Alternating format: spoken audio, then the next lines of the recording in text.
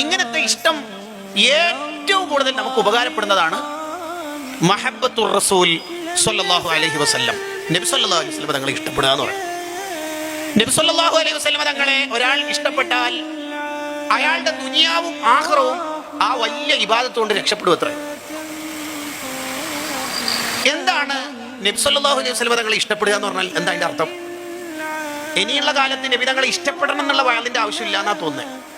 എങ്ങനെ ഇഷ്ടപ്പെടണം എന്ന് കറക്റ്റ് പറഞ്ഞു കൊടുക്കണം എന്നാ കാലം ആവശ്യപ്പെടുന്നത്. ഇല്ലെങ്കിൽ സോഷ്യൽ മീഡിയയിൽ നിരങ്ങി അമരുന്ന ആത്മീയതകളിൽ ചിലപ്പോൾ ചിലർ പെട്ടുപോകും. നമ്മൾ എങ്ങനെ ഇഷ്ടപ്പെടണം? കാലിഗ്രഫി വരച്ചിട്ടാണോ? ഗ്ലൗസ് ഇട്ട കൈകൾ അല്ല. റബിയുൽ അവൽ സേവ് ദ ഡേറ്റ് എന്ന സ്റ്റാറ്റസ് വെക്കലാണോ മഹബത്ത്? അല്ല. പിന്നെന്താ സ്നേഹം എന്ന് പറയണത്? സ്നേഹം ഹൃദയത്തിൽ നിന്ന് വരേണ്ട ഒരു വികാരമാണ്.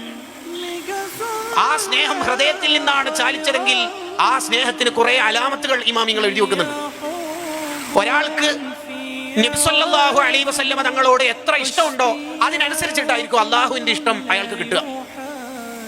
ഒരാൾ റസൂലുള്ളാഹിനോട് എത്ര അടുക്കുന്നുണ്ടോ അതിനനുസരിച്ചിട്ടായിരിക്കും അള്ളാഹുവിന്റെ അടുപ്പം ഒരാൾക്ക് ലഭിക്കുക. ഒരാൾ റസൂലുള്ളാഹിനോട് എത്ര അടുപ്പമുണ്ടോ അതിനനുസരിച്ചിട്ടായിരിക്കും സ്വർഗത്തിലെ സീറ്റ് അയാൾക്ക് ലഭിക്കുക.